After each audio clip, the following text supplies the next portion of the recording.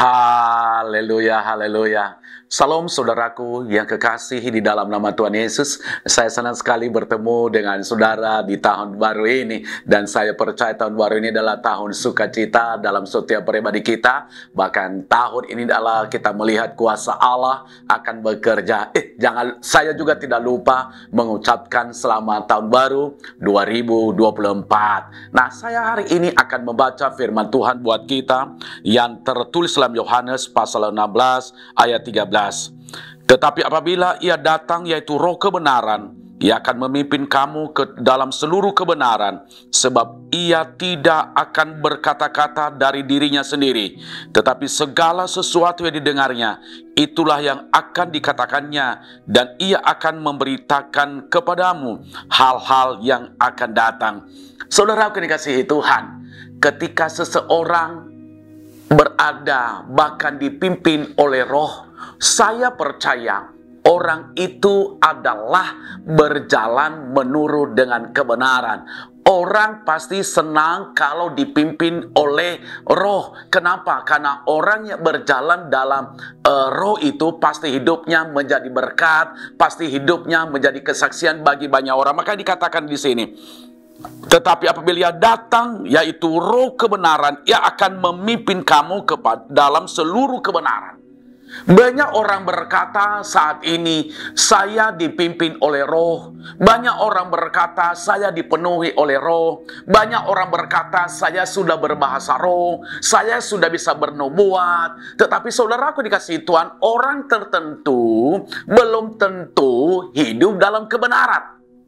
Saya percaya kalau orang yang dipimpin oleh Roh, hidupnya pasti hidup dalam kebenaran. Melakukan kebenaran, melakukan hidup dalam kekudusan, hidup dalam kesucian, hidup dalam hal-hal yang positif untuk kemuliaan nama Tuhan.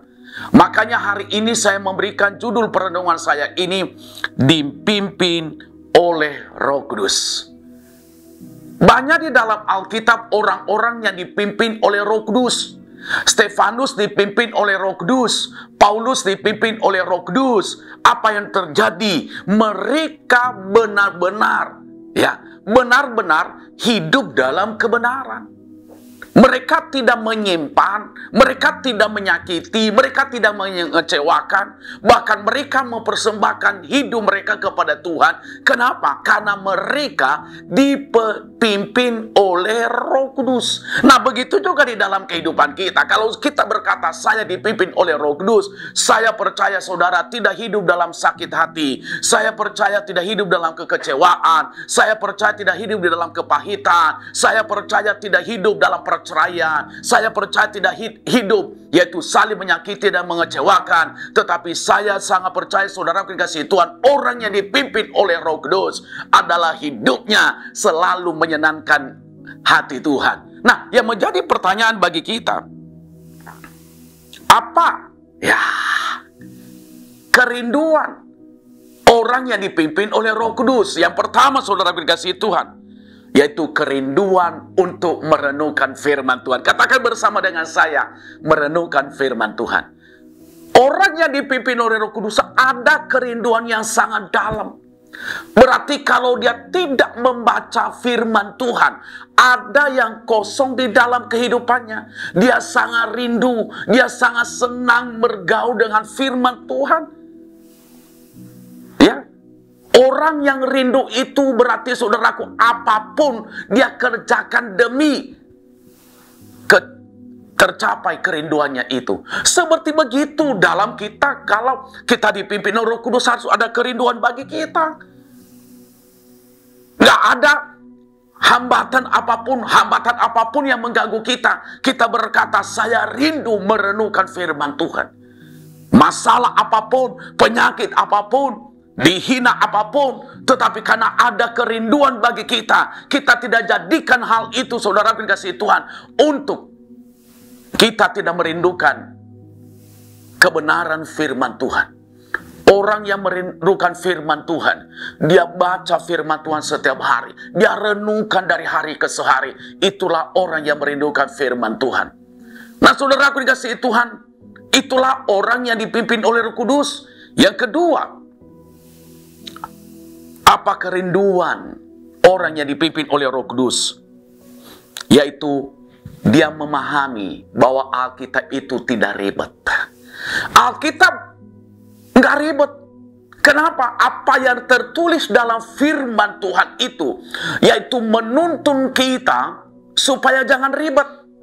Menuntun kita supaya jangan susah. Beda orang-orang sekarang, dia bikin ribet sana sini. Tetapi di dalam Alkitab, dari Kejadian sampai Wahyu 66 kitab, tidak ada yang ribet. Yang membuat ribet itu adalah manusianya sendiri. Yang membuat ribet itu adalah orang-orangnya sendiri. Yang membuat ribet itu, saudaraku dikasih Tuhan, orang-orang yang so pintar, orang-orang yang so hebat. Itu yang membuat ribet di dalam Alkitab. Tetapi hari ini, karena kita sudah mengerti bahwa saya dipimpin oleh Roh Kudus, kerinduan saya adalah bahwa Alkitab itu tidak ada ribet, saudaraku dikasih Tuhan. Yang ketiga yang perlu saya sampaikan kepada kita, apa kerinduan yang dipimpin oleh Roh Kudus? Yaitu rindu. Ya, yang dipimpin oleh Roh Kudus, dia selalu rindu supaya sukacita penuh memenuhi kehidupannya.